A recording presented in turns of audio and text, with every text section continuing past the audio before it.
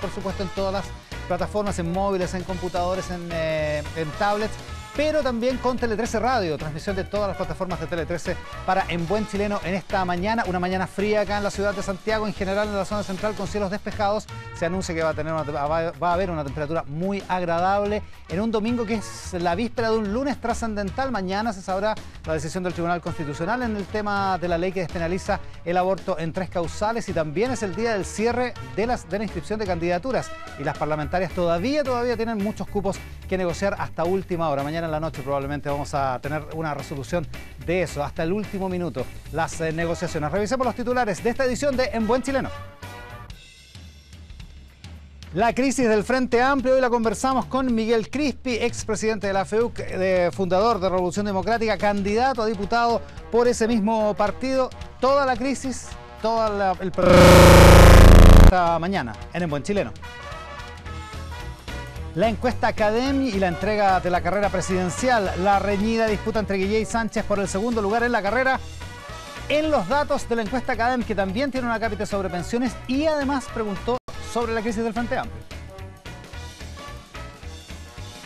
Y las definiciones del diputado José Antonio Kast. El viernes se inscribió su candidatura presidencial en el servicio electoral al día siguiente de haber sido agredido a la salida del Tribunal Constitucional, donde también estuvo presentando su posición ante los jueces de esa instancia. Hablamos con José Antonio Kast en unos minutos, acá en Buen Chileno. Saludamos a nuestro panel de todos los domingos. Pilar Molina, ¿cómo estás? Muy buenos días. Muy buenos días. ¿Qué fue lo más importante de esta semana?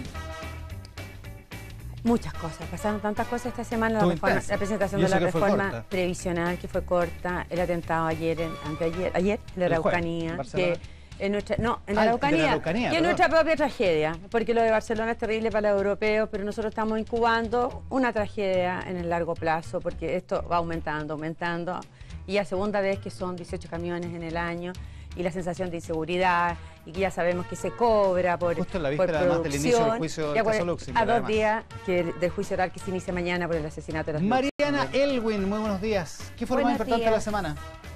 A ver, yo no sé si es lo más importante, pero a mí algo que me preocupa es que en el Tribunal Constitucional, a la salida del tribunal, hayan agredido a un ministro del tribunal y a un parlamentario que fue a defender su posición.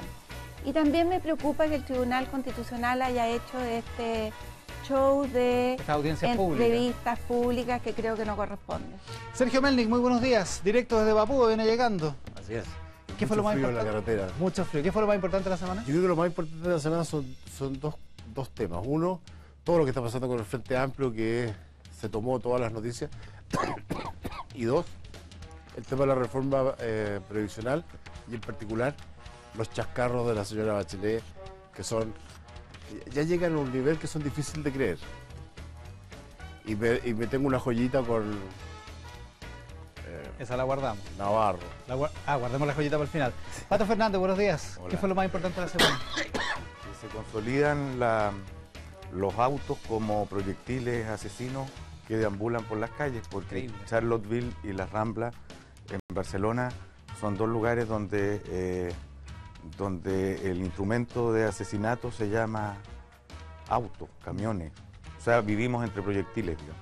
Vamos a hablar de eso. Por supuesto, esta mañana en Buen Chileno revisemos algo de la prensa dominical, que está fresquita, está calentita ahí. Probablemente usted la tiene para compartirla. Ahí está. Insulza rechaza oferta del Partido Socialista para competir por Arica, y está en vilo esa postulación senatorial, la de José Miguel Insulza, que ya había perdido su opción presidencial en el mismo partido. La situación de José Miguel Insulza en detalle en T13.cl, una de las noticias de esta jornada. ¿Qué más hay en la prensa dominical? Sobre la crisis del Frente Amplio, el columnista Max Colodro, columnista también de Tele 13 Radio. El Frente Amplio vino a reafirmar lo mucho que le falta para convertirse en una verdadera alternativa de poder, dice en su columna llamada Juego de Niños. Max Colodro esta mañana en el diario La Tercera. Otro recorte de la prensa dominical, por supuesto que la crisis del Frente Amplio va a afectar mi votación. La confesión de Giorgio Jackson también en entrevista en el diario La Tercera de esta mañana. También sobre el Frente Amplio. Y con o sin Mayol se cayó el discurso de la moralina. Carlos Ruiz, ideólogo del Frente Amplio, el director de Sociología de la Universidad de Chile, esta mañana en entrevista en el diario El Mercurio. Un destacado más de la prensa de este domingo, T13.cl en el semanal, Juegos de Poder y Crisis en el Frente Amplio, matar a los padres con la foto de Álvaro Elizalde, el presidente del Partido Socialista, entrevista también con Juan Andrés Lagos, del Partido Comunista, encargado comunicacional de la candidatura de Alejandro Guillé. La cercanía política y afectiva del PC con Guillé existen hace tiempo.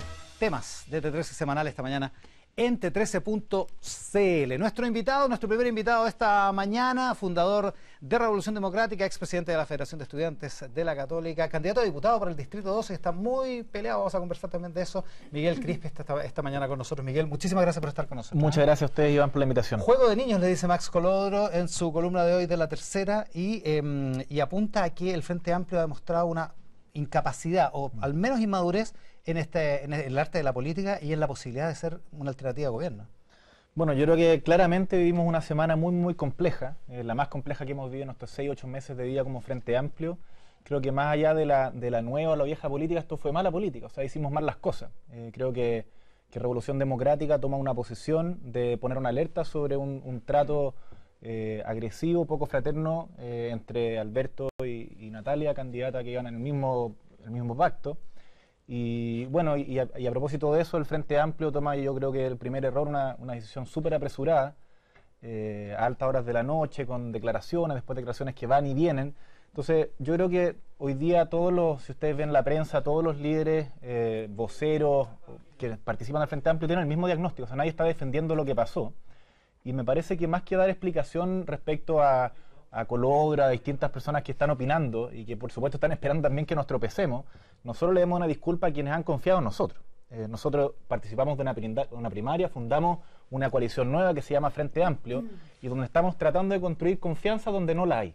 Y eso es lo que yo veo, no sé, yo el día viernes, por ejemplo. ¿Esa confianza quedó dañada, dices tú? Por supuesto que se lesiona. El día viernes fui a una reunión con adultos mayores y yo creo que la única forma de resarcir ese daño es volviendo y no dejando que nuestra moral se caiga. Es decir, bueno, salgamos para adelante, salgamos a defender nuestro proyecto, porque nos vamos a caer 1, 2 y 3 veces y eso no es el problema. El tema es cómo salimos y hoy día creo que hemos resuelto el problema. Mariana Elwin. Se ha dicho mucho que tú eres como el poder detrás del Frente Amplio, así un ideólogo. Si no, no estaría acá si fuera el poder detrás de todo. Claro, pero no has estado directamente en la disputa. ¿Qué rol jugaste tú? En primer lugar, tú estuviste involucrado en los hechos, en tratar de arreglarlo, en fin. Yo no me voy a escandalizar por lo que pasó. Esto es la política, no es ni la vieja política ni la nueva política. Bienvenido a la política. Bienvenido a La Tercera. Exactamente, o sea, sí.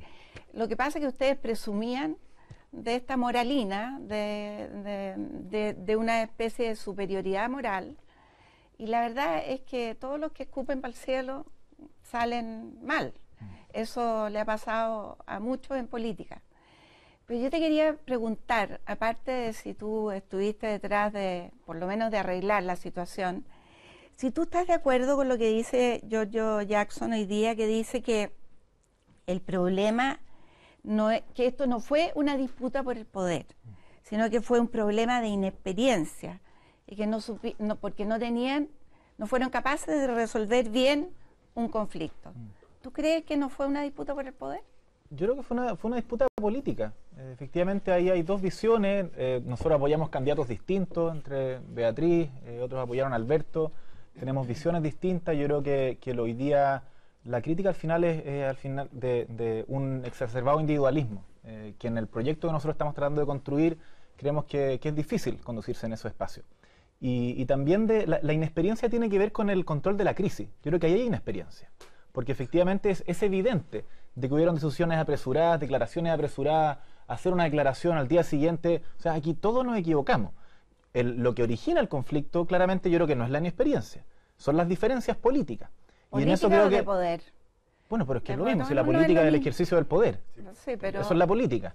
Y en eso creo que Carlos Ruiz, por ejemplo, hoy día en una entrevista que yo me parece que como interesante verla, él dice, al final lo que aquí falta no es un problema de vieja o nueva política, sino que es de posiciones. Y el Frente Amplio en eso, nosotros por ejemplo hemos defendido mucho la construcción participativa del programa. Y creo que hay como un core, hay un núcleo de ideas, fuerzas que hablan de nuestra identidad. Bueno, hoy día nosotros tenemos que poner eso arriba de la mesa. Porque no podemos... Esas diferencias políticas entre Mayol y Giorgio. Yo creo que forma también es contenido, y en eso, cuando uno avanza en presentar y agarrar como fuerza desde los medios para generar una posición más privilegiada en una negociación, son como formas que nosotros no compartimos. Y en la acusación contra Mayol, digamos, que él sale diciendo dónde quiere competir, y lo sale diciendo por los medios, claro, antes de juntarse con ustedes. Son diferencias de forma, no de fondo. No son de contenido. En contenido nosotros también dentro del Frente Amplio hay una diversidad y por ejemplo, no sé, el tema de desde dónde sacamos los tributos para poder financiar derechos universales garantizados, hay una diferencia. Ahora, no es eso lo que genera un conflicto. No es eso lo que está en juego aquí. No, pero por eso hay una diferencia. La pregunta es si estaba en juego el predominio, la hegemonía de un liderazgo sobre otro, del liderazgo de Giorgio Jackson o del liderazgo de Alberto Mayol. Yo creo que no, o sea, Alberto puede competir y así lo va a hacer al final, porque lo resolvimos. O sea, yo creo que lo importante es comunicar que hoy día estamos acá hablando de cómo se cerró este capítulo, y de aquí nosotros para adelante. Y cómo se cerró es que Alberto va a competir en el Distrito 10, y donde hubiera competido yo creo que él tiene altas chances de ser diputado. Y nosotros tenemos que lograr en el Congreso, primero, maximizar nuestras posibilidades para no pasar de 3 a 5, pasar de 10 a 15. Y además, en esa maximización de nuestra representación parlamentaria... Ya, pero ¿no es una disputa de hegemonía entre uno y otro? Yo creo... ¿O también lo es? Yo no lo diría de esa manera. Yo creo que hay una disputa de distintas visiones. Alberto también ha tensionado con esto, él lo dice en su audio, por ejemplo, ustedes van para la nueva mayoría. Lo único moderno fue el audio, el resto fue completamente... No, pero es que hemos tenido audio en otra viene de antes. Es que esto era con WhatsApp. Sí, esto era lo moderno. Pero eso como ustedes van para la nueva mayoría. Claro. Y la verdad es que yo sí creo que hay una diferencia, o sea, que nosotros tengamos una capacidad de diálogo y estemos tratando de construir, no para el 5%, sino para el 50% en el futuro, no implica que nosotros vamos a traicionar, porque nuestro domicilio es el Frente Amplio. Pilar Molina. Muchos se jactan como lo mejor que tiene Revolución Democrática, y lo dijo Giorgio en la entrevista hoy día, es que decían las cosas colectivamente. Pero lo que quedó detrás de esta especie de agonía durante 2 semanas es que esta forma de decidir las cosas colectivas más bien recuerda en la época de los comunistas, control y cuadro, donde se toman juicios sumarios a alta hora de la noche, sin la persona involucrada presente, que no es cierto, en este caso era Mayol, que se le informa en pijama a la 1 de la mañana, que ha sido borrado de las listas parlamentarias, que se dice que la decisión fue tomada por unanimidad, después se descubre que era mentira, que 4 de las organizaciones no estaban de acuerdo, después eran 5, que se dice una cantidad de cosas que después se van descubriendo. ¿Y que tiene que pedir perdón? Ah, no, espérate, que la medida que justificó todo esto era un audio, violencia machista, todo el mundo lo oyó, tampoco era violencia machista. Entonces, al final de todo esto que pasó, y que volvemos a foja cero, ¿no es cierto? Porque a Mayol le están dando lo mismo que pidió inicialmente y que no quería. Lo mismo que no quería porque decía que iba a perder. Pero es que el estilo, ese estilo, quizás es lo propio de usted, Miguel. Y solo lo que se tuvieron que devolver porque hubo una avalancha de opinión pública en contra de este estilo de juicio sumario, de tomar decisiones sin la persona involucrada, y se vio de verdad que era como una aplanadora, siempre invocando el colectivo. Entonces, ¿qué valor tiene el colectivo cuando no respeta las formas democráticas mínimas, que es el derecho a estar informado cuando te van a enjuiciar? Y que te digan que la decisión fue por unanimidad y no fue. Un par de, porque no comparto todos los... O sea, nosotros vivimos una situación compleja, no fue una agonía, esto no va a ser la primera vez que nos pase, y aquí nos ha acabado el mundo. O sea, esto es un primer chancacazo y ahora, bueno, tenemos que hacer aprendizaje y echarle para adelante. En segundo lugar, yo creo que es discutible cómo resolver estos problemas, cómo lo hace la Alianza, o sea, cómo lo hace Chile Vamos. Le entrega el bastón de mando a Sebastián Piñera, usted resuelva. Y él resuelve, ¿cierto? Bueno, nosotros no compartimos... Una pequeña caricatura, porque no. Hay un proceso muy largo. Sí, no, está bien, pero al final, aquí estamos hablando de uno, está bien. 7, aquí estamos hablando de uno. Y en este caso, en el caso de la derecha, es bueno, usted resuelve al final el conflicto y los nudos críticos de esta negociación. Lo estuvieron negociando 2 semanas en instancias institucionales. Aquí no hubo una instancia institucional. Pero déjame responderte. Y en ese Sebastián Piñera lo resuelve de esa manera, así deciden resolverlo. Nosotros lo que resolvemos es no pasarle a una persona, que en este caso pudo haber sido Beatriz Sánchez, sino que seguir. Y en esto creo que lo que nos distingue es que todos estuvimos de acuerdo que esto se resolvía con más diálogo y más democracia dentro del Frente Amplio. Y nosotros no es que no haya institucionalidad, aquí hay 2 instancias que pueden haber funcionado bien, más o menos mal, pero las tenemos, que es un comité electoral, y es la mesa política del Frente Amplio, que se reunió sucesivamente. Yo creo que efectivamente no es muy apropiado llegar a las 4 de la mañana a la casa de nadie, pero hacer como la caricatura de que esto es como la Unión Soviética, me parece que es un poco alejado. Yo creo que en la Unión Soviética no habían reuniones ni siquiera te mandaban a decir nada con nadie. Las cosas se hacían nomás. Y en esto, bueno, sí, hubieron errores, ¿sí? Pero me parece que no es... Pero le piden que se desdiga. Y en el fondo, que pida disculpas. Que pida disculpas, nunca hubo violencia machista. Pero y para hacer otra aclaración, porque también yo no comparto de que eso hubiera sido así. En la declaración del Frente Amplio, la primera, lo que dice es que acá hay un lenguaje excesivamente agresivo y poco fraterno. Y hubieron declaraciones que efectivamente pusieron la connotación de la violencia machista. La propia candidata Beatriz Sánchez dijo que había pasado esto a la raya. Claro. De lo ético, y que ella era una candidatura feminista y no lo iba a aceptar. O sea, todos entendimos que aquí había una violencia machista, pero pero algo que hay que reconocer. El tema es si se arrepienten de verdad o es porque este estilo salió a la luz pública y nos gustó. ¿Arrepentimiento de qué? De la forma en que se tomó la decisión, la forma en que se anunció, la acusación que se le hizo, el doble estándar además ético que se le aplica a una candidata por manejar en estado de ebriedad y a la otra que se le permite ir a pesar de que hubo lesiones. Tenemos que poder ordenar la conversación porque si no estamos mezclando peras con manzanas. Arrepentimiento, o sea, nosotros yo vengo acá como no creo que esto es un tribunal y que tengamos que dar cuenta. Es tratar de entender. Y en ese ejercicio como de tratar de entender lo que estamos diciendo, y no es más que eso. Es que aquí cometimos errores todos. Nosotros como Revolución Democrática, las otras fuerzas del Frente Amplio, Alberto Mayol, que esto no se acaba, esto no es el fin del mundo, y que bueno, y que también este discurso que también nosotros mismos, o sea, nadie nos metió a nosotros en el discurso de la moralina. Nosotros nos metimos solos. Pero también creo que han habido referentes aquí, no sé, Gabriel Boric, lo he visto sentado aquí diciendo, nosotros no es que tengamos un juicio moral sobre la concertación y el legado de la nueva mayoría, sino que son diferencias políticas. Ese discurso no ha sido dominante dentro del Frente Amplio, efectivamente. Ha sido más dominante lo de la moral. Pero no digamos que tampoco existen porque están esas diferencias. Le voy a dar la palabra al tío Sergio Melnik, pero mira lo que dice la encuesta CADEM sobre la crisis del Frente Amplio en la entrega de esta semana. Más adelante vamos a tener, por supuesto, la carrera presidencial, pero veamos algunas preguntas de la encuesta CADEM. ¿Cuáles son las razones del conflicto según la gente? Para proteger la elección de Giorgio Jackson, un 60% cree que esa es la razón del conflicto. Un 29% porque Alberto Mayol no cumplía con los requisitos éticos que exigía el Frente Amplio, que fue la primera razón que se dio. Pero 2/3 de la gente piensa que era para proteger a Jackson. Otra pregunta que hace la encuesta CADEM. ¿Cuál es la evaluación? ¿Usted está de acuerdo con la decisión del Frente Amplio de no dejar competir a Alberto Mayol? Esto se hizo antes de que se resolviera este fin de semana la situación. ¿O está en desacuerdo? En desacuerdo, 57% deberían dejarlo competir. 28% no deberían dejarlo competir. Y la última, ¿tenemos una más de esto? Sí, sí. Esta es la imagen.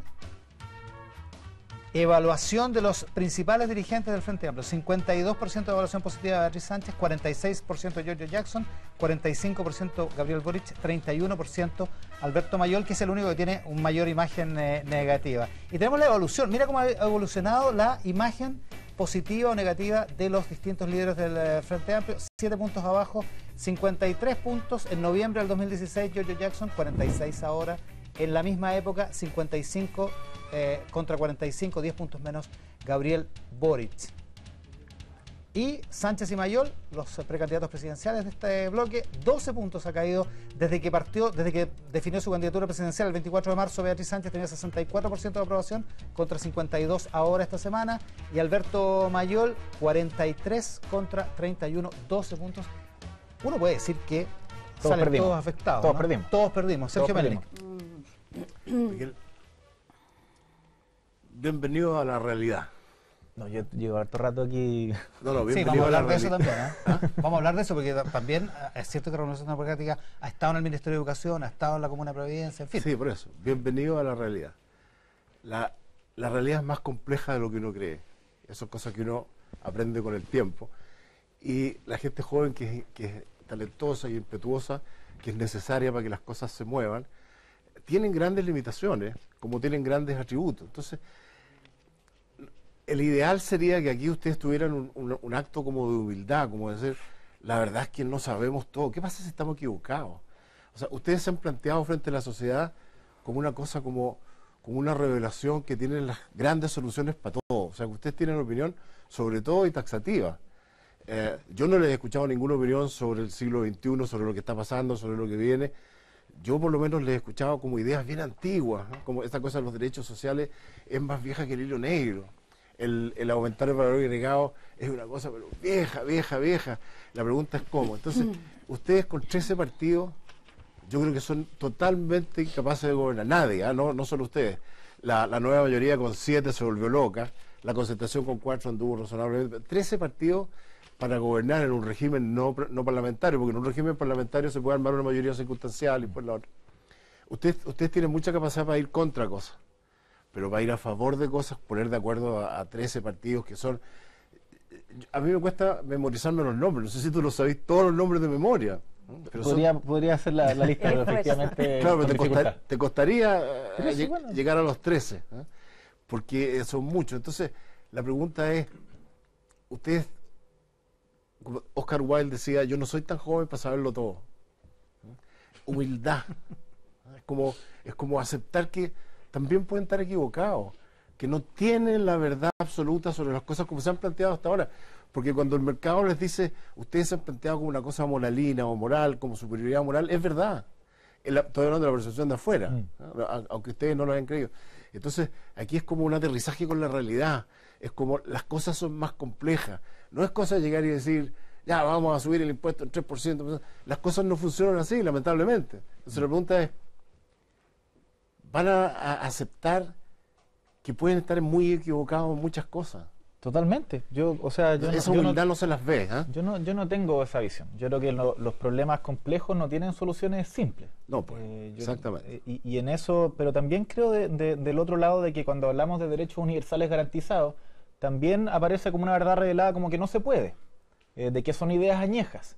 Y lo que nosotros hemos tratado de hacer es no son ideas añejas. Lo que es añejo es cómo. Porque es fácil decir... Pero el cómo, ¿estás pensando con el tema de simplemente como agregarle valor agregado a las materias primas? No, ¿cómo lo van a hacer? ¿Cómo lo van a hacer? ¿Cuánto cuesta? ¿Qué políticas públicas van a hacer?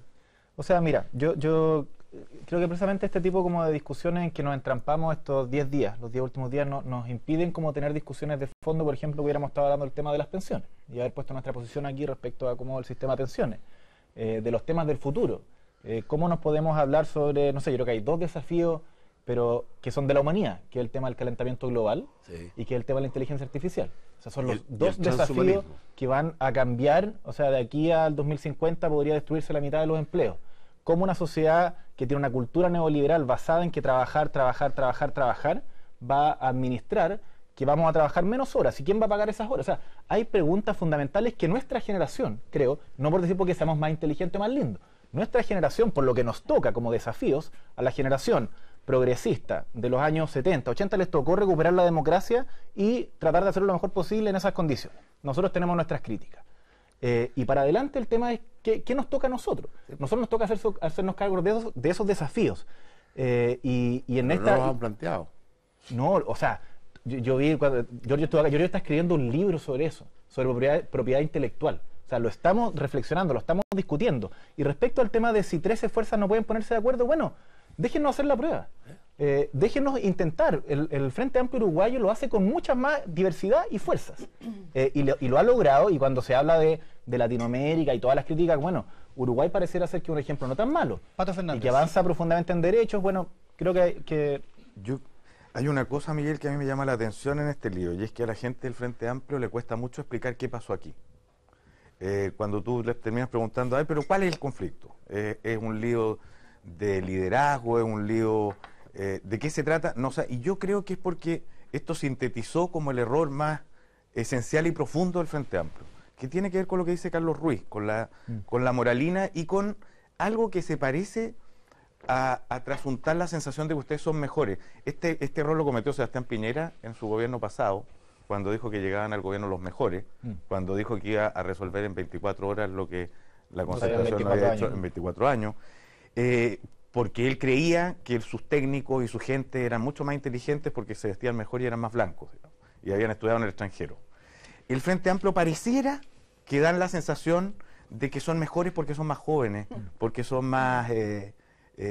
se termina por fin el tiempo que son mejores y podríamos decir que ustedes son iguales y lo que pasa es que tienen un proyecto político distinto de los demás. ¿Son lo mismo o todavía sostienen un poco la idea de que los más viejos son más corruptos y ustedes son más prístinos y buenos. No, yo nunca he sostenido eso. Yo creo que, pero que las historias... Pero sí, pero como decía antes, es una imagen que nosotros no vimos con suficiente atención para al menos deshacernos de ella. Pero yo creo que sí hay un proyecto característico. O sea, en lo político, forma también es contenido, y por eso el tema de la Asamblea Constituyente para nosotros es relevante. Porque no creemos que solamente cuál es la mejor constitución. Para que tenga legitimidad tiene que haber altos grados de participación, por eso creemos que la forma más democrática de recuperar soberanía y que esa ciudadanía se sienta parte de un país es participando. Pero mira, déjame ponerte un paréntesis en eso. Por ejemplo, ¿ustedes creen que participan más sus bases en las decisiones que los otros partidos? Yo no creo. Yo no tengo esa impresión. ¿Ustedes creen que ustedes hablan de cómo que los diferencias no estarían en la misma tinglado entre dinero y política? Bueno, eso se supone que es lo que aquí la comisión Engel vino también a terminar, porque antes era como... O sea... Pero más allá de la creencia, por ejemplo, solo para un ejemplo, o sea, como lo hemos hecho nosotros en Revolución Democrática. Todas nuestras candidaturas han sido ratificadas por votaciones democráticas de nuestros militantes. Todas. A veces han votado poquito. Bueno, pero... El 1%. 200 votos tenía la Natalia Castillo, bueno, que le decía Mayol. Bueno, pero es más que lo que hacen otros partidos, sea poquito. No, perdóname, pero muchos partidos han hecho primarias para elegir a sus candidatos desde hace años. No, por supuesto. Y no es suficiente. Si yo no quiero defender... Perdón, yo el año 93 yo fui candidata y tuve que ir a una primaria en mi partido, que no existía en la primaria en ese tiempo. Competí con 2 candidatos más en la Florida, donde eres tú. Entonces, esto que ustedes son más participativos que el resto, o sea, tienen una imagen de sí mismos que de verdad yo se las envidio. No, yo no digo que sea perfecto, pero ni suficiente. O sea, la crisis que tuvimos también dentro del Frente Amplio habla de que necesitamos mayor legitimidad y mayor participación en esas decisiones. Pero el ánimo que hay detrás y el espíritu, puede que ustedes no nos los compren, y es legítimo, está bien. Pero nosotros estamos haciendo ese esfuerzo, y me parece que al momento de salir de la crisis, la forma en que lo resolvimos fue dando una señal de que al final se hacía con más diálogo y participación, y eso fue unánime de todos los actores que participaron de este conflicto. Es interesante, Miguel Crispi, que claro, les dicen bienvenidos a la política porque es primera vez que tienen una crisis como esta, que en la práctica, como dice Pato, como la Mariana, los iguala con el resto de las fuerzas políticas, pero en la práctica ustedes no son novatos en la política, ustedes ya tuvieron un acuerdo de omisión que permitió que Giorgio Jackson fuera diputado. Tú mismo estuviste en el Ministerio de Educación, la Revolución Democrática estuvo en el Ministerio de Educación en la reforma, estuvieron en la Municipalidad de Providencia y la alcaldesa de ahora de Providencia les echa las culpas de prácticamente todos los males que hay, particularmente en educación en Providencia. O sea, ustedes no son recién llegados en la política tampoco, digamos, y no pueden hacerse los novatos en ese sentido. No lo somos, y no estamos ausentes de equivocarnos por ello. O sea, la experiencia, de verdad, como decía Sergio, de participar en una fuerza diversa, y de construir unidad en la diversidad es complejo, y en eso yo creo que como un contraejemplo, cuando lo que pasa con la Concertación es que termina construyendo una centroizquierda como identidad, con mayúsculas, donde las identidades de los partidos comienzan a diluirse en un gobierno, y el gobierno es un todo, y se genera como una fusión, casi como táctica, el Partido Socialista, la Democracia Cristiana, y esto termina al final siendo inviable cuando ya entra el Partido Comunista y conviviendo con la DC. Nosotros no queremos diluir nuestras identidades en un Frente Amplio que es un todo. No queremos yo al menos no quiero un macro partido. Quiero permitir la convivencia de distintas expresiones políticas, y eso es complejo. Y nos hemos enfrentado hoy día a la realidad de qué significaba esa complejidad cuando efectivamente dos visiones o la tensión de la forma y todas estas cosas que hemos estado conversando aparecieron en primera línea a 3 días antes de inscribir el pacto electoral. Entonces, eso es un esfuerzo gigantesco, y no es que seamos novatos, sino que esto es un esfuerzo distinto, que es trabajo en coalición política, que es distinto a las cosas que habíamos hecho antes. Te doy el tiro de la palabra, Sergio, pero ¿qué conclusión sacan ustedes de su acción política hasta ahora, más allá de esta crisis de esta semana, de la acción política de Revolución Democrática? Yo creo que tenemos que trabajar con más seriedad, creo que tenemos que ser más templados, necesitamos más templanza, no podemos... Humildad, sí, bueno, sí, creo que todos estos adjetivos, pero ¿qué significa eso? Significa hacernos cargo de que no podemos farrearnos la oportunidad de, mientras la nueva mayoría sigue en un estado de inacción, donde Guillé, o sea, ¿dónde ha estado Guillé las últimas 2 semanas? Y nosotros dando este espectáculo. Entonces, esa es nuestra responsabilidad, no farrearnos el momento, no diciendo de aquí a mañana vamos a resolver todos los problemas de Chile, eso no es cierto, no es real, pero sí tratando de que en el momento de emergencia, que es súper relevante, cuando los partidos y los movimientos nacen, el primer año, el primer periodo marca como una cicatriz su cultura política, y por eso lo que tenemos hoy día es de suma relevancia. Le quiero mostrar un ejemplo donde yo creo que las ideas que tienen ustedes son muy viejas, un ejemplo para compartir. El Frente Amplio dice sistemáticamente, escuchamos a Beatriz Sánchez, que este es un gobierno de ciudadanos y que el ciudadano común y corriente se va a hacer cargo de los problemas. Porque ya vimos que el Transantiago con los expertos no funciona, y esto con la reforma tributaria con los expertos no funciona. Y ustedes plantean una cosa como entre cabildeo, asambleísta del siglo XIX. Tú dijiste recién, la realidad del siglo XXI es muy compleja y requiere soluciones complejas y que se cruzan para todos lados porque son sistemas complejos. ¿Cómo va a hacerse cargo de estos problemas complejos del siglo XXI el ciudadano promedio? O sea, usted dice, no, la educación la va a tomar no, expertos no. Están con un rechazo a los expertos porque este va a ser un gobierno ciudadano. Eso es una contradicción. Pero debería dedicarte a la caricatura. Sí. O sea, como 3 caricaturas. Ver, o sea, ¿cuáles son? Nosotros no tenemos problemas con los expertos. Lo que no queremos es que los expertos tienen que tomar las decisiones políticas. Para eso hay un Congreso. Queremos la tecnocracia, la ha hecho mal al país. No que hayan expertos. Pero el tema el tema de que todos los ciudadanos decidan todas las cosas, tampoco lo decimos. Cuando se habla de expansión de la ciudadanía, esto no lo inventamos nosotros. El PNUD viene publicando Naciones Unidas respecto a este tema como un desafío de la democracia, de las democracias liberales. Como una verdad revelada que lo publicó el PNUD. No, como lo publicó el PNUD, entonces tenemos que todos seguir esa ley. Pero, ¿qué es lo que yo veo cuando tú haces campaña? ¿Cuál es la frustración de la gente? Es que no tiene ninguna capacidad de imaginarse una situación donde pueden tomar decisiones relevantes respecto a su futuro, a cambiar la realidad de las cosas. Entonces, es tan terrible decir que queremos gobiernos municipales con más participación, es tan terrible decir que queremos un parlamento que pueda tomar decisiones más vinculantes con la ciudadanía. ¿Cómo va a ser esa participación? ¿En una asamblea o va a ser con los medios tecnológicos, una cosa más rápida, una cosa distinta? Porque si lo que van a empezar a hacer es una asamblea... Pero es que el asambleísmo es una caricatura. Es una caricatura que tú estás poniendo acá. Es lo que escucho. Asamblea constituyente. No, está bien, pero la Asamblea Constituyente es un espacio que no inventamos nosotros, sino que creemos, ilegítimo que ustedes crean otra cosa, el Pato no, de que es el mejor mecanismo para recuperar ese sentido de soberanía de la gente que pueda participar de las decisiones. Entonces, creer que la expansión de la ciudadanía es una bandera añeja, bueno, estamos totalmente en desacuerdo. ¿Cómo expande la ciudadanía? ¿Cómo se expande la ciudadanía? Si la vas a expandir como se hacía en el siglo XIX no funciona porque estamos en una sociedad compleja, rápida. Imagínate que tienes que convocar asamblea y convocar... Miren lo que pasó con el ejemplo del gobierno con la Constitución, de estas cabildos.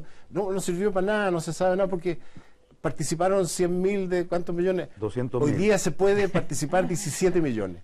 Pero con ideas nuevas, con tecnología, con otra lógica. Pero mira, eso es lo que yo espero de los jóvenes. No sé si fue Finlandia o qué país nórdico, pero que hizo un ensayo de constitución con casi como una Wikipedia. Bueno, si nosotros propusiéramos esto, usted nos diría que estamos... Lago hizo eso. No, está bien, pero si lo hiciéramos siendo gobierno, ustedes nos dirían, ustedes están locos. Eso nos dirían. ¿Por qué? Bueno, porque así como hoy día tildan como una gran caricatura que la gente participe, no participe. Es como... Yo creo que estás en un extremo, te pones en un extremo porque yo al menos no critico que la gente participe. Obvio. Yo creo que en general hay falta de más participación de la ciudadanía, pero hay que buscar los cauces y en fin, y es un tema complejo. Pero yo te quiero llevar a otro tema, porque tú estuviste en el Ministerio de Educación. Tú también. Fuiste, sí, mucho antes que tú. Y la verdad es que cuando tú estuviste me habría encantado que me hubieran invitado a conversar en el ministerio sobre los proyectos que ustedes implementaron. A mí también. Ustedes implementaron el proyecto de inclusión. ¿Y qué te pasa a ti cuando tú ves que el proyecto, que hoy día la ciudadanía, ese fue un proyecto elaborado por los técnicos que dialogó súper poco con la realidad? O sea, lo hicieron desde las ideas un poco iluminadas de ustedes, que había que terminar con el lucro, que había que promover la igualdad, en fin, no dialogaron bien con la realidad y resulta que hoy día un 60% de la gente rechaza ese proyecto. ¿Qué te pasa a ti Cuando tú piensas que impulsaron un proyecto que ustedes creían que era bueno, que están haciendo algo estupendo para la educación chilena, y la gente lo recibe de otra manera. Yo después de yo entré al ministerio por las mismas convicciones por las que me fui, por el compromiso con ciertas banderas, y creo que hay un segundo periodo del gobierno del realismo sin renuncia donde ya realmente hay un viraje y nosotros nos salimos. Pero creo que mi lectura de lo que pasó y cómo la opinión pública y las familias sobre todo enfrentan estos proyectos es que para poder avanzar en transformaciones tan profundas, los cambios no ocurren por decreto. Ocurren culturalmente. Así es. Y que este cerco que habíamos corrido el 2011 por torpezas que se cometieron dentro del gobierno, de la cual en el caso específico del Ministerio de Educación yo también fui parte porque estuve en el Ministerio de Educación, creo que retrocedimos y se aumentó desde el punto de vista legal, pero hay un temor incubado, y creo que en Chile, frente a todos los cambios profundos, que es mejor, más vale diablo conocido que diablo por conocer. Es decir, vivo una sociedad de la incertidumbre, y si me cambian las reglas, puede que salga peor. Porque, por ejemplo, ¿qué es lo que pasa en la región metropolitana? Que por ejemplo, aparece la noticia día por medio de las colas en los establecimientos. Bueno, en la región metropolitana aún no se implementa la reforma, pero el culpable es la reforma. Entonces empiezan a construir realidades, y en este caso yo estoy de acuerdo, hubo un retroceso. O sea, si no le gusta la reforma a la gente, peor para la gente, digamos. Es culpa de la gente. No, lo que estoy... O no están entendiendo que esta reforma era buena, pero ya lograrán entenderlo. Lo que estoy diciendo es que un aprendizaje para el Frente Amplio. Nosotros tenemos en el horizonte generar transformaciones profundas en la sociedad. Si creemos que el éxito político va a ser ganar una elección o llegar al gobierno, nos equivocamos, porque antes de tener una victoria política, tiene que haber una victoria desde el punto de vista de los sentidos comunes de la gente. Y eso, en este caso, nosotros vivimos en el fruto, vivimos una sociedad culturalmente tremendamente individual. Entonces, por favor, un minuto. Sí. Por ejemplo, respecto al tema de las pensiones, cuando vas a hablar con los adultos mayores, dices, mira, hay un camino, que puede ser que guste o no, pero que podría implicar que hoy día, solidariamente, mi generación pudiera ayudarte con mis cotizaciones para ti. Entonces, eso empieza a hacer sentido, pero cuando la gente dice, bueno, pero esas son mis cotizaciones, ¿por qué yo te las voy a dar a ti? Entonces se genera un quiebre, porque la misma cultura te lleva a que las soluciones que son más solidarias en este país no tienen cabida. Y eso creo que pasó con la reforma educacional. Y eso nos da muchas luces respecto a las transformaciones que queremos hacer en salud.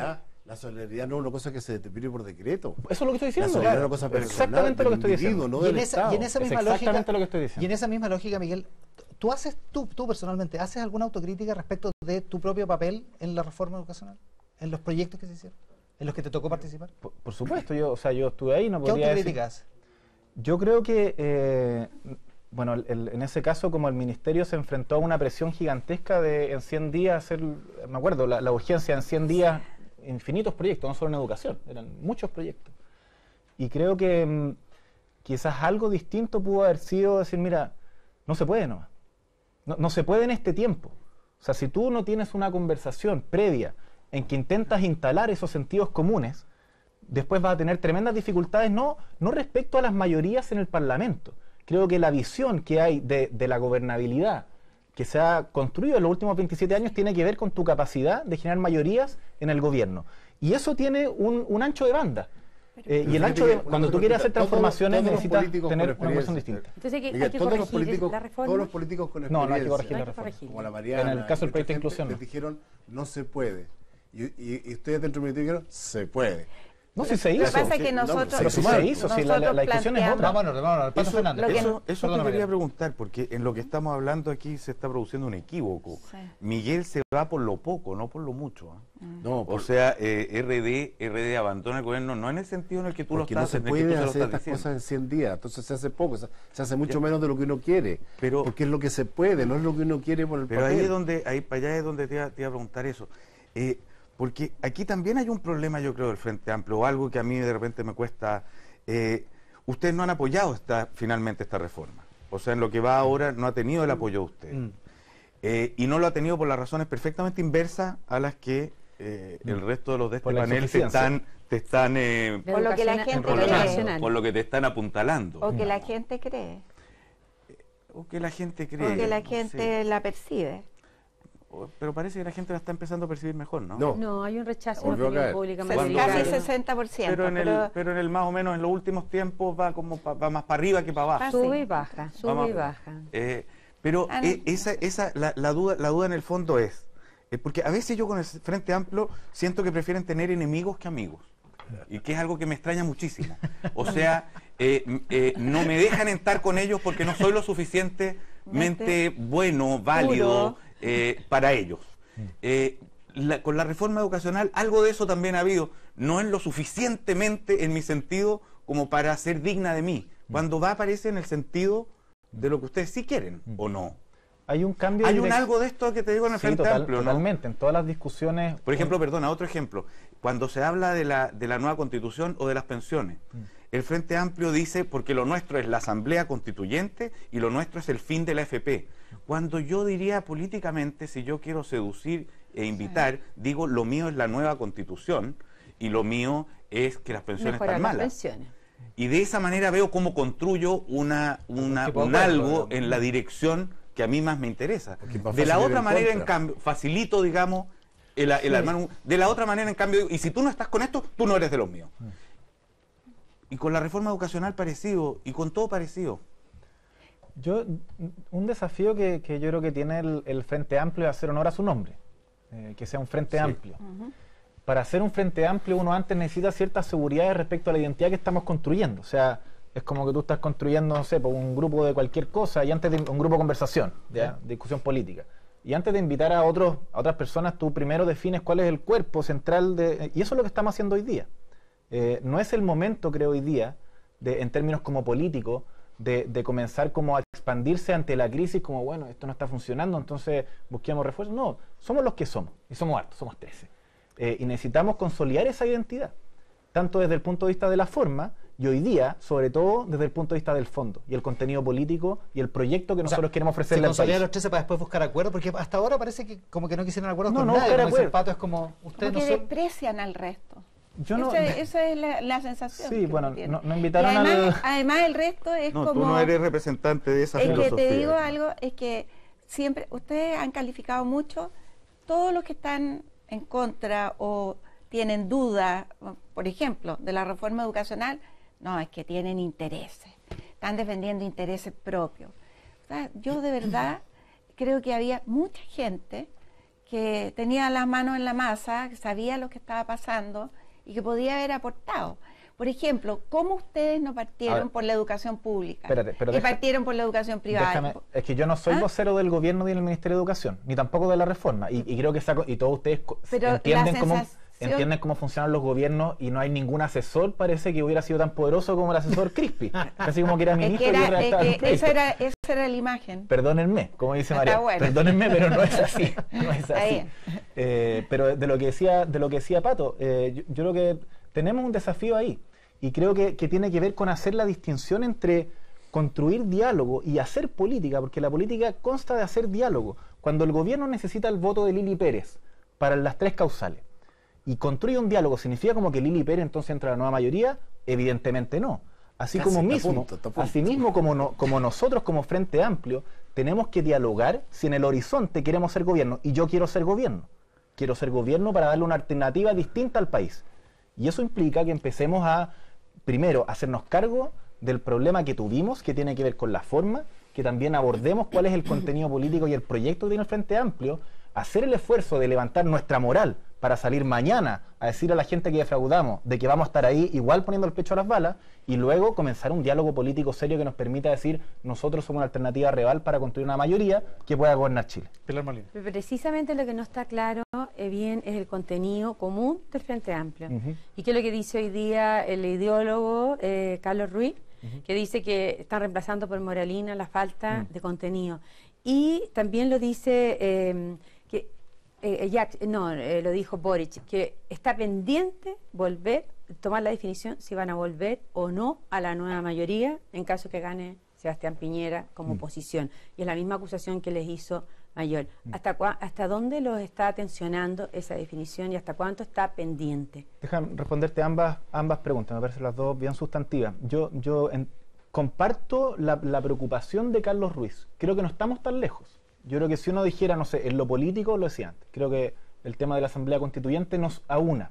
En lo social, pasar de unas políticas de focalización a una política de garantización de derechos universales. En lo económico, y es fundamental, yo creo que muchas veces los gobiernos de izquierda o del progresismo, y sobre todo desde la oposición, descuidamos el ámbito económico. Y efectivamente, si atendemos el tema económico en el momento en que lleguemos a ser gobierno, vamos a tener serios problemas. Y hay economías que logran avanzar, o sea, nosotros no miramos nada a nuestros vecinos, pero Bolivia crece al 4,5%. Bueno, ¿cómo lo han hecho? ¿Cómo miramos las experiencias asiáticas? ¿Qué es lo que han hecho respecto a la política industrial? Entonces, y eso creo que tenemos ciertas coincidencias en lo identitario que tenemos que profundizar, y ese es nuestro proyecto. En pocos días más se va a votar nuestro programa de gobierno y vamos a tener más certidumbre. Y respecto a lo segundo, respecto obviamente, la discusión de segunda vuelta va a definir en parte es un momento de... La identidad del Frente Amplio, ¿no? Va a definir la identidad del Frente Amplio, y es un momento en que vamos a tener mucho poder. Yo espero que no lleguemos ahí, espero que pasemos a segunda vuelta. Pero el Frente Amplio en ese momento, en caso de no tenerla, tendrá que deliberar, tendrá que exponer sus posturas, y me parece que en ese tipo de decisiones lo más razonable es que todos concurramos en una consulta, donde todos como Frente Amplio participemos de esa decisión. Lo que yo quiero decir es que yo no comparto la posición de que en la eventualidad, de nuevo, estamos trabajando para pasar a segunda vuelta, la eventualidad de que no lo logremos, como que el día siguiente en la mañana hay un plebiscito sin deliberación, sin discusión política. Si nosotros vamos a decidir no votar por Guillé, que yo creo que es lo que va a pasar, tenemos que ser capaces de explicarle a la ciudadanía y al país por qué lo vamos a hacer. Y eso me parece que de repente está ausente. Yo no creo que ni una ni la otra posición sea buena o mala. Lo que me asusta de repente es la ausencia de deliberación y de hacer política. Pero algunos de ustedes preferirían que ganara Sebastián Piñera para ser más evidente la contradicción y las diferencias con la nueva mayoría, que Guillé, que nuevamente estarían ahí a medio camino entre la izquierda y la izquierda un poquito menos. En estos momentos, como nosotros no vamos a entrar en la discusión del mal menor. Nosotros vamos a tomar una decisión en función de lo que ocurra en ese momento, y aunque sea a solo 3 meses, es súper adelantado, porque la nueva mayoría de la cuestión todavía no cuaja. Entonces, ¿con quién estamos interlocutando? ¿Contra qué programa? ¿Contra qué ideas?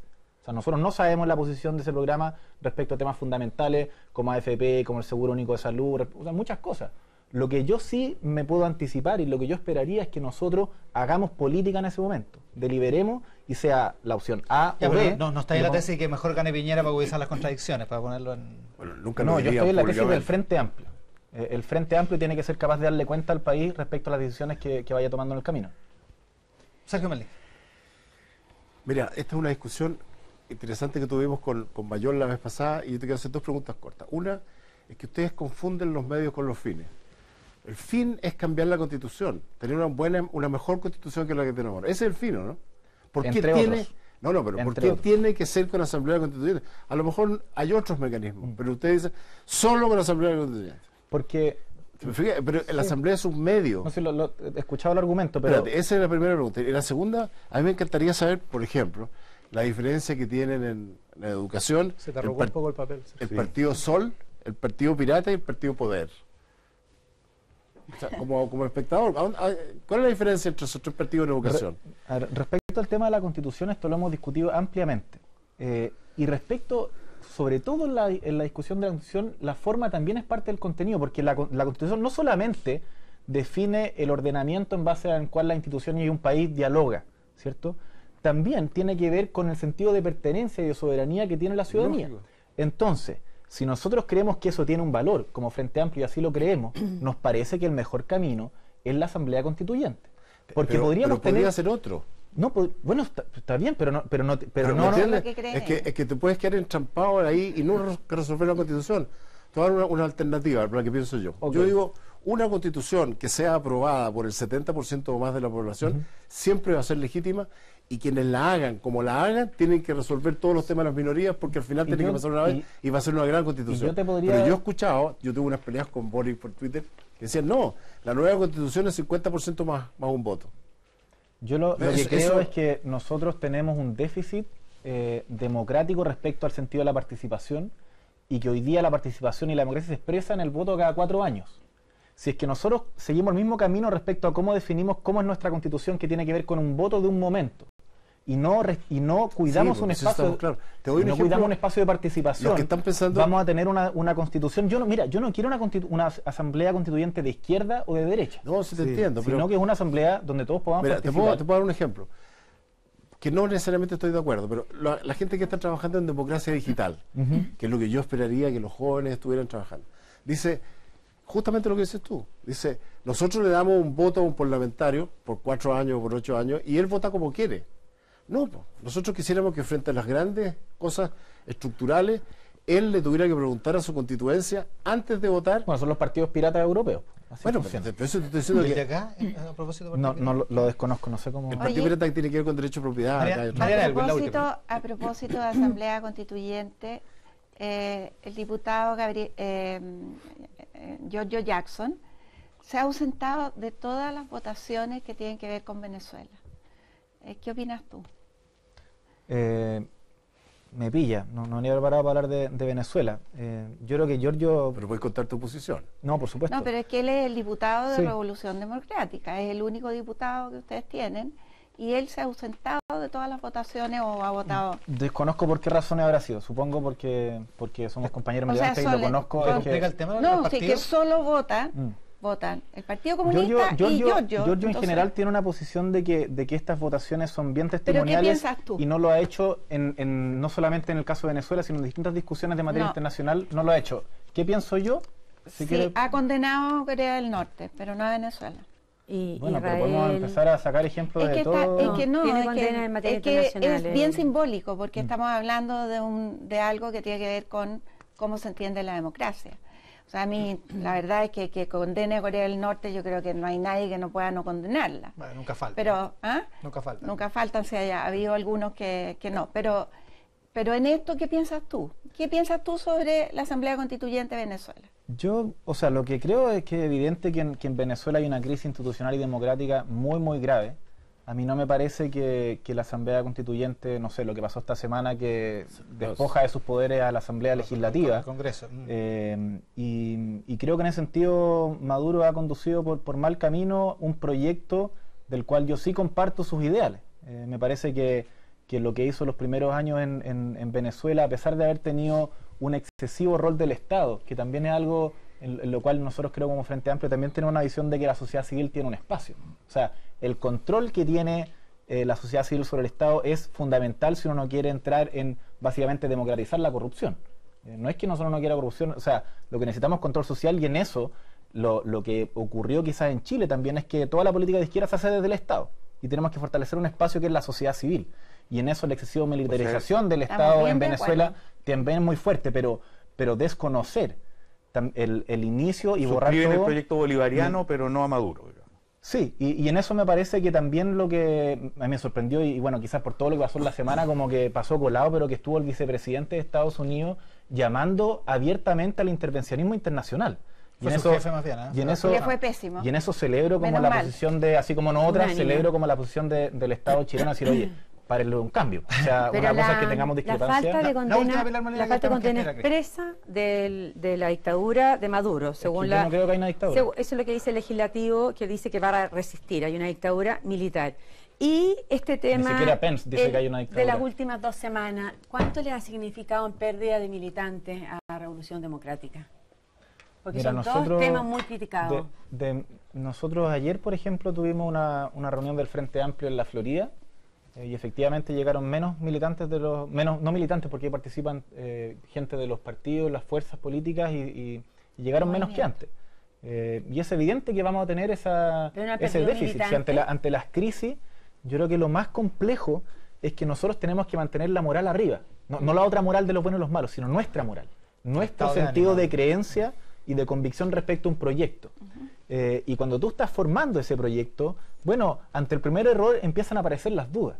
Y nuestro llamado es a quienes están en Revolución Democrática, a quienes han creído en el Frente Amplio, a que no se dejen apabullar por el concierto y el coro de críticas que vamos a tener, muchas de ellas justificadas. Porque esto, bueno, es así. Esto es difícil, esto es complejo, pero no podemos dudar, porque si no, bueno, Si esto fuera fácil, ya hubiéramos resuelto los problemas que tenemos. Arriba los corazones, como dice otro candidato. Pregúntale a la ADC. Muchísimas gracias. Pregúntale a la ADC que tuvieron la semana anterior. O sea, de la crisis se sale. Una por semana. Miguel, muchísimas gracias. Gracias, Iván. Miguel Crispi, que es candidato a diputado más por el Distrito 12 esta mañana en Buen Chileno. Veamos cómo va la carrera presidencial a propósito de lo que hablábamos con Miguel Crispi y el Frente Amplio. Ahí está. Sebastián Piñera esta semana llega a 44%, esos son 4 puntos más, esto es en la disquisición de votante probable. Alejandro Guillé baja 1 punto y quedan 20. Beatriz Sánchez baja 3 puntos porcentuales y quedan 16% de las preferencias, esto es en el votante probable, que es un 45% de la muestra. 5 puntos para Carolina Goich, 5 puntos para José Antonio Kast, y queda igual Marco Enríquez Ominami en 2%. Ese es el escenario de primera vuelta, de acuerdo al votante probable. Esto es gente que manifiesta interés en ir a votar, que ha ido a votar en elecciones de voto voluntario. 44 Piñera, 20 Guillé, 16 Sánchez, 5 Goich, 5 José Antonio Kast, 2 Marco Enríquez Ominami. ¿Qué más dice la encuesta CADEM de esta semana? Las expectativas del próximo presidente. ¿Quién cree usted que va a ser el próximo presidente de Chile, independientemente de su preferencia? Sube a 68 Sebastián Piñera, 13 Alejandro Guillé se mantiene, baja Beatriz Sánchez a 5, 2 Carolina Goich, 1 José Antonio Kast. Eso es lo que dice la encuesta CADEM. Tenemos también lo evolutivo, lo vamos a ver después. En un momento más vemos cómo ha ido la evolución de los candidatos. Aquí uno de los protagonistas de la CADEM de esta semana, José Antonio Kast, candidato presidencial formalmente desde el viernes. ¿Cómo está, José Antonio? Muchísimas gracias por estar acá. Muy bien, muchas gracias. La foto era de Felipe Castro, ¿no? La foto... La que salía ahí, ¿o no? Lo importante es que sea Kast. ¿Eh? Sí, parece. Sobre todo porque las encuestas lo están beneficiando. Porque justo después de las primarias, la encuesta José Antonio Kast sube. Y yo creo que hay una confusión con Felipe, ¿no? No creo. Lo primero es que sí, si ustedes me permiten una licencia, yo esta semana sufrí el ataque de la intolerancia. Vamos a hablar de eso, por supuesto. Sí, pero yo quiero hacer un emplazamiento a la presidenta, porque la presidenta, frente a los mismos hechos, las mismas personas, el mismo lugar, reacciona en un Twitter frente a la agresión a un ministro del Tribunal Constitucional, que es un ministro que uno no sabe cómo va a votar, pero supuestamente puede estar en la línea de la presidenta. Y frente a la agresión que yo sufro, que también soy una autoridad pública, la presidenta guarda silencio. Esa señal es muy mala, porque quiere decir, mire, a este señor hay que defenderlo, y a este señor háganle lo que quieran. Y eso... Ahora, la querella del gobierno es por las dos agresiones. Pero yo estoy hablando de la presidenta. O sea, la presidenta emitió un juicio, emitió una opinión. Sí. Si ella quería emitir una opinión, la tenía que emitir por los dos. Porque, insisto, los mismos hechos, las mismas personas, el mismo lugar, las mismas circunstancias, y ella defiende al ministro y no a alguien que piensa distinto a ella. Se habría callado si no se produce la agresión al ministro. Ella no habría dicho nada, si es que al ministro no lo hubiesen agredido. Y eso es muy grave, porque ella está diciéndole a la gente, mira, a este señor que piensa distinto a mí, háganle lo que quieran. Pero a este otro señor no creo que sea eso lo que está diciendo. Pero yo al menos espero que la presidenta rectifique esa acción y que reconozca su error respecto de esto. Cuando a la presidenta la insultaron y la agredieron, la escupieron en Arica, el gobierno de Sebastián Piñera reaccionó inmediatamente y dijo, esto es inaceptable. Y esto también se lo digo a todos esos grupos intolerantes que estaban ahí. Nadie hizo nada, porque ahí estaba el Miles, estaban todas las personas que defienden el pro-choice, el aborto. Nadie dijo nada, nadie levantó la mano para defenderme. Y yo le doy la gracia a Carabineros, porque hizo un gran rol. Yo no me altero, ahí no me quiero hacer la víctima, porque no tengo miedo. Y yo dije, cuando salí de ahí, del Tribunal Constitucional, viendo que habían personas bastante intolerantes, mire, el día que yo no pueda salir a caminar en la calle en este país, quiere decir que la democracia se acabó. Pato Fernández. No, yo creo que eso son las barras bravas que van a estas cosas y no solo es lamentable, sino que es patético, no se condice, digamos, con el ejercicio democrático que se tiene que llevar a cabo. Pero creo que el tiro es muy largo, tu disparo, digamos, de que la presidenta Bachelet se refiere al ministro y no a ti porque uno piensa como ella y el otro no. Lo que doy por descontado que está haciendo es que a uno de los ministros que tiene que deliberar al interior de ese tribunal se le está agrediendo en las afueras.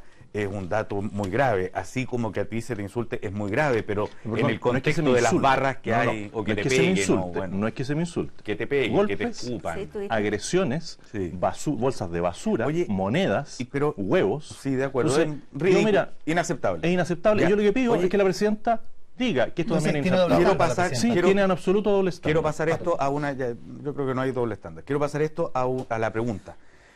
¿Qué vaya a hacer tú al Tribunal Constitucional hablando de que estás en contra del aborto si el Tribunal Constitucional tiene que fallar respecto de la constitucionalidad o no constitucionalidad de una norma? Yo quiero entender eso, no lo digo inculpándote a ti, pero quiero saber qué es este espectáculo en torno al Tribunal Constitucional donde va desde el pastor Soto hasta José Antonio Kast a decir lo que piensan del aborto si ellos no tienen que decidir qué piensan del aborto.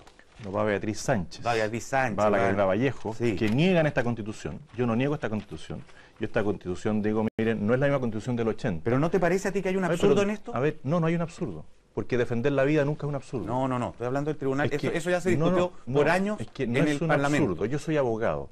Sí. Desde que entré en política he defendido el derecho a la vida. Desde que entré en política. Creé el Frente Parlamentario por la Vida, el Frente por la Familia. Ha sido una constante. Hiciste un paréntesis de 17 años, pero ese es otro cuento. ¿Perdón? En la defensa de la vida. Pero ese es otro cuento. No nos vamos a meter en eso. Yo no voy a aceptar. O sea, si tú vienes aquí como un panelista, creo que tienes que tener algún grado de objetividad en las preguntas. Correcto. Entonces, no me atribuyas a mí una situación que no corresponde. Si me guardaste silencio, no sabes lo que hice y podrías averiguar lo que hice. Ya. Entonces, solo para fijar los puntos. Lo segundo, el Tribunal Constitucional abre un espacio de debate. Yo voy a dejar que vaya Beatriz Sánchez a hacer ella su presentación sin tener idea, porque hizo literalmente el ridículo.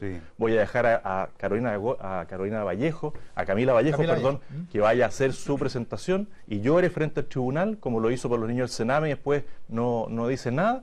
No, yo fui con argumentos jurídicos. Fui a decirle, mire, aquí hay una constitución, el artículo 19, número 1, inciso 2.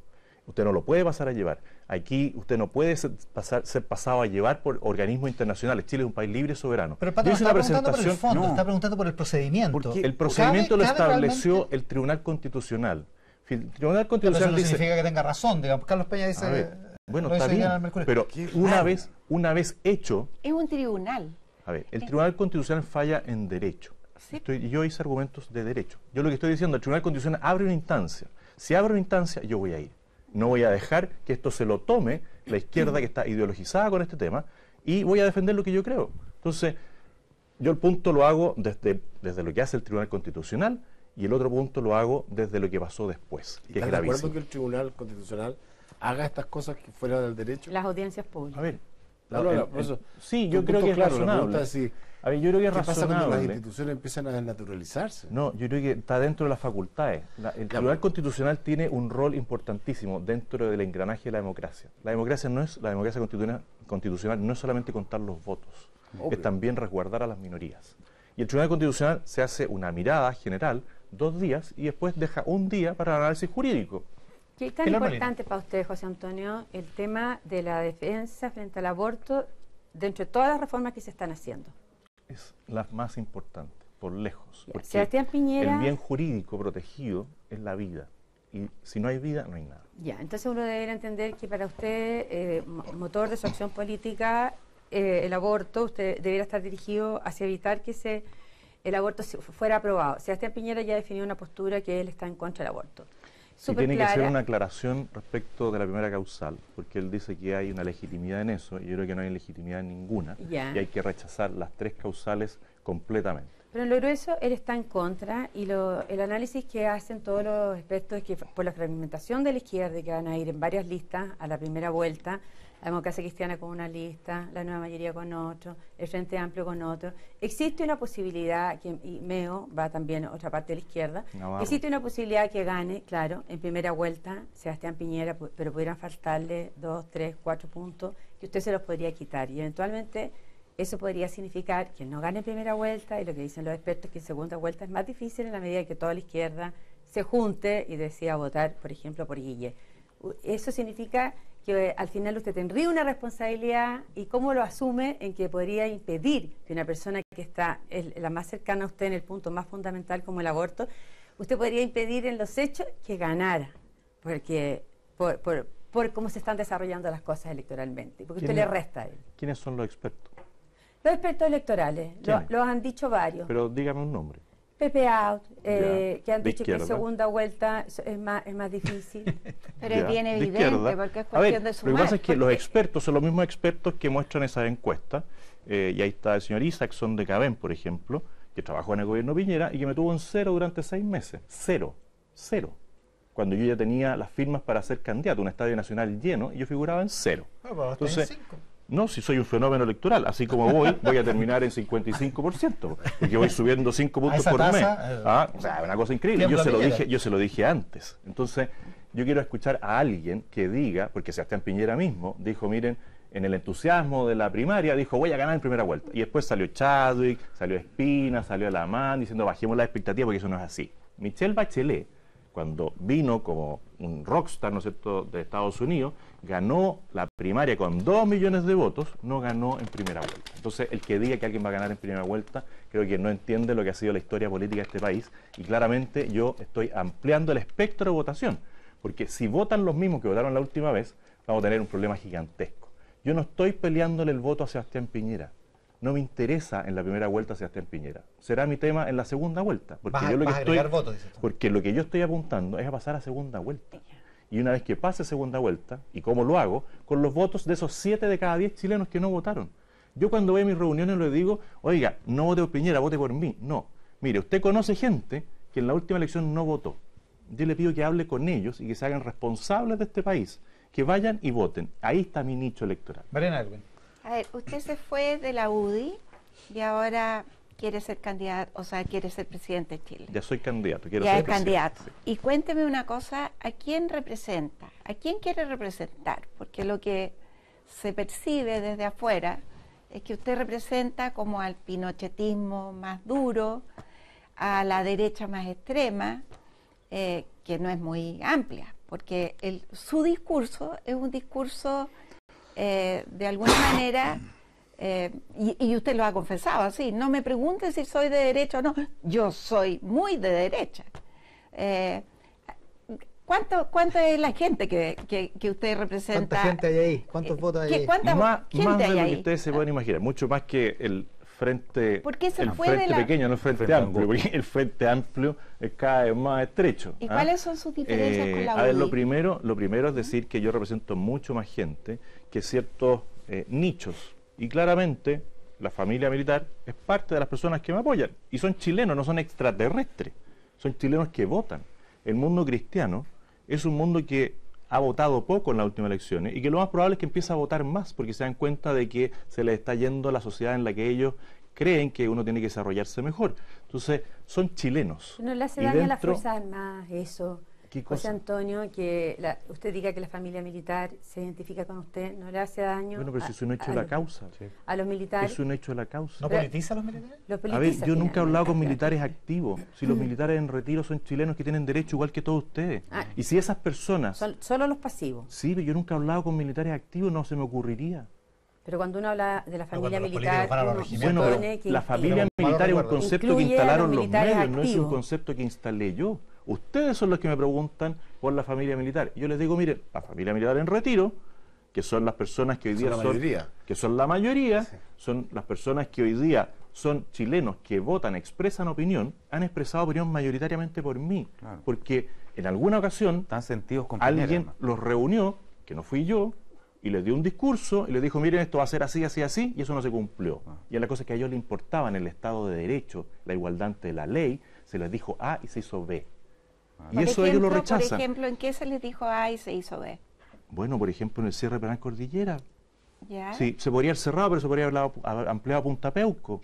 Hoy día, ¿qué está pasando? Punta Peuco está colapsado y la presidenta está levantando de nuevo un tema de hace 43 años para tapar todos los desastres económicos y todo. Y estoy pensando en si cierro Punta Peuco. ¿Y quién fue el puntapié inicial de eso? El cierre de Penal Cordillera. Entonces, esas personas que se les dijo algo y se hizo otra cosa, son las que hoy día dicen, mire... ¿Cuántos suman, José Antonio? ¿Qué cosa? Esa familia militar pasiva. A ver, si nos fuéramos a los pasivos y viéramos cuántas personas reciben algún tipo de aporte del Estado, son cerca de 180.000.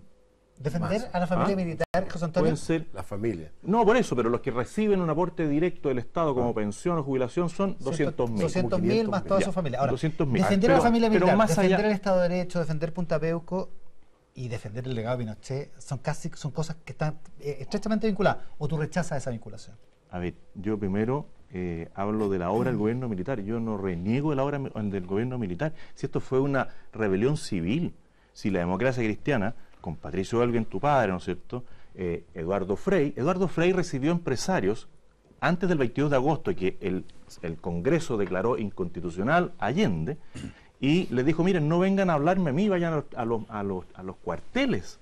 Ahí se soluciona. Patricio Elwin estuvo en el Te Deum ecuménico el 18 de septiembre de 1973. El 22 de agosto, Claudio Rego presenta la resolución para levantar un acuerdo de la Cámara de Diputados para rechazar y poner fuera de la Constitución al gobierno de Allende. Entonces, que a Eduardo Frei después lo mataron también. Este fue una rebelión civil. Eso es un tema de discusión. A Eduardo Frei lo han levantado 4 o 5 veces el tema.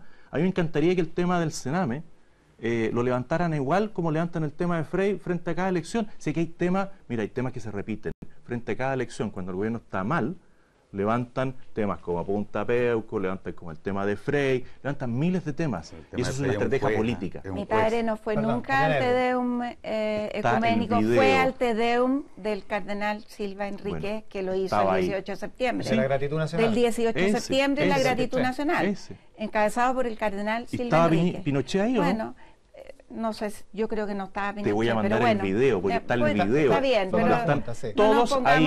Está Eduardo Frei. No, es que son hechos de la causa. Mira, está Eduardo Frei. Hay un video de tu padre, muy notable, donde dice que esto no se solucionaba por el Congreso. El video está, o me va a decir que no está. No, sí está, pero él lo que hace es decir, aquí había explicación a la intervención militar, eso más que, pero nunca fue a golpear las puertas de los cuarteles, o sea, Eduardo Frei Montalva. Mira, yo no voy a hablar por Eduardo Frei, pero sí por mi padre. Yo te puedo decir que el que era presidente del Senado en ese momento le dijo a los empresarios de Chile, mire, vayan a los cuarteles. ¿Qué es lo mismo que está pasando? Yo te voy a decir algo. Yo tengo el último discurso que dio mi padre antes del golpe militar, que es del 8 de septiembre, en la Junta Nacional de la Democracia Cristiana, en que dice, vamos a hacer hasta el último día el esfuerzo por resolver el tema constitucionalmente. Y se empezó a pedir las renuncias de los parlamentarios, etcétera. Por lo tanto, la democracia cristiana institucionalmente hizo lo imposible por evitar el golpe militar, lo que no significa que no haya aceptado el golpe militar cuando se produjo. Y apoyado. Pero yo te voy a, pero quiero o sea, estamos discutiendo un tema de hace muchos años. Te quiero preguntar algo. O sea, cuando tú dices la gente, o sea, tú estás defendiendo a la gente que está en Punta Peuco. Pero no, ¿hacia adelante o hacia atrás? A los dos lados, no se puede mirar hacia adelante y hacia atrás. Pero yo y a la vez estás diciendo el derecho a la vida es inviolable. Sí. Las personas que están en Punta Peuco están acusadas por violaciones a los derechos humanos que son condenables. Tú las condenas, me imagino. Absolutamente. ¿Y tú crees que condenados, no procesados? Están cumpliendo condena por delitos. Están cumpliendo condena por delitos que cometieron. De lesa humanidad. Lesa humanidad es un concepto que parte del 2009 en Chile, y se debiera también decir claramente que la ley penal rige hacia el futuro, no hacia atrás. Entonces dejemos las cosas claras, que los que están sancionados, condenados y cumpliendo condena en Punta Peuco están condenados por delitos comunes del Código Penal. Y el 2009 Chile firma un tratado internacional de lesa humanidad, y de ahí para adelante son lesa humanidad y tienen ciertas condenas adicionales. Pero de ahí para atrás, no. ¿Tú justificas lo que hicieron esas personas? ¿Cómo voy a justificarlo? Si no voy a justificar nunca Entonces, la violación de los derechos humanos. ¿Eso no es parte de la obra del régimen militar? Cuando se habla del gobierno militar, muchas veces solo se habla de violación de los derechos humanos. No se dice que hoy día los chilenos tienen 82 años de expectativa de vida. ¿Y eso a qué se debe? A que hace 40 años atrás alguien se preocupó de la alcantarillado, el agua potable, la vacunación y la alimentación. Personas que pensaron cómo sacar a Chile de la pobreza. Personas que hicieron algo real y concreto. Hoy día de eso nada se ve, porque todo es mirado con la óptica solamente política. No se puede preocupar del alcantarillado y no matar a nadie, digamos. No, lo que estoy diciendo es que muchas veces se habla del gobierno militar y solamente se habla del tema de la violación de los derechos humanos. Y déjame decirte que mi hermano, que fue ministro del gobierno militar, fue el primero que en Chile hizo el plan de la extrema pobreza, para ver dónde estaban realmente los pobres y cómo se sacaba de ahí la pobreza extrema. Pero vuelvo a insistir, a mí me encanta mirar hacia adelante. Está bien, si pero me quieren yo llevar estoy hacia mirando atrás, hacia adelante, estoy mirando hacia adelante. Y viendo un poco que si hay una contradicción o no en defender el derecho a la vida, como tú lo defiendes, y también... Supongo que tú también. Sí, por supuesto, yo también defiendo el derecho a la vida, pero también defiendo la dignidad de las mujeres. O sea, por ejemplo, cuando yo escucho una frase tuya que dice, el único inocente en una violación es el niño que va a nacer. Si tú le haces caso a algunos periódicos que hacen ciertas frases divertidas, que son generalmente sacadas de contexto, quiere decir que no hace un buen análisis. No estoy hablando del de Clinic, jamás podría hablar del de Clinic. Tengo una portada y que todavía no se la perdona este hombre, pero bueno. Pero por ejemplo... pero me cae bien. Pero tú compartes, por ejemplo... Pero esa frase está sacada en contexto. Ya, y tú compartes la opinión de Monseñor Medina de que los católicos que votan a favor de 3 causales de despenalización del aborto debieran estar excomulgados. Incluso dice que no debieran tener un funeral católico. Mira, lo que yo te... Mira, yo no soy cura, no soy juez ni soy cura, soy político. Y lo que sí les dije, aparte de la gente que representa la Democracia Cristiana en el Congreso, es que deberían quitarse el apellido cristiano, porque ningún cristiano debería estar a favor del aborto. Y algunos deberían eliminarse por la palabra democrático, porque Carolina Goich me firmó a mí un documento que era como este, con su puño y letra, donde decía, yo jamás voy a apoyar la despenalización del aborto, jamás voy a decir algo en contra, o sea, a favor del aborto.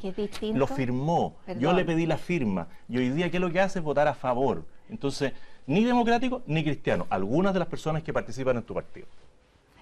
¿Cuál fue el sentido de la instrucción del alto mando a todos los militares que se abstuvieran de votar en las primarias? ¿Cómo lo leyó usted? Porque algunos lo leyeron como una advertencia a Sebastián Piñera diciéndole... Ojo. Yo, si hubiese sido Sebastián Piñera, no habría dicho nada respecto de lo que hizo el general Oviedo. Porque claramente había una dificultad en la primaria. Porque tú puedes elegir una papeleta o se puede saber si eres militante de algún partido o si te entregan una papeleta y no la otra, o tú pides una y no la otra, que identifique políticamente al militar que va a ir a votar. Entonces, frente a eso hicieron un análisis, dieron una instrucción y después la retiraron. Yo me habría quedado en silencio. Creo que el ejército dio una instrucción, dijo, miren, no era correspondiente, la eliminamos. Y bien, yo lo habría dejado ahí. No había un mensaje a Sebastián Piñera. Pato Fernández. No había un mensaje implícito a Sebastián Piñera. Yo todavía controlo la frase. No, eso es ser muy perseguido. Pato Fernández, que dirige el periódico de Clinic, que le gusta tanto a José Antonio Caz. No, si son algunas portadas. Lo hemos homenajeado en alguna vez. Es que esa frase... Esa frase es real, en el Clinic, y yo la leí la entrevista entera. No, si la frase está en un contexto. Una mujer violada no es inocente. Pero por favor, pues sí, somos personas cultas, inteligentes. Entonces, ¿cómo va a pensar que yo digo algo así si la violación es lo más grave? La mujer es la víctima. Lo que yo estoy diciendo, lo que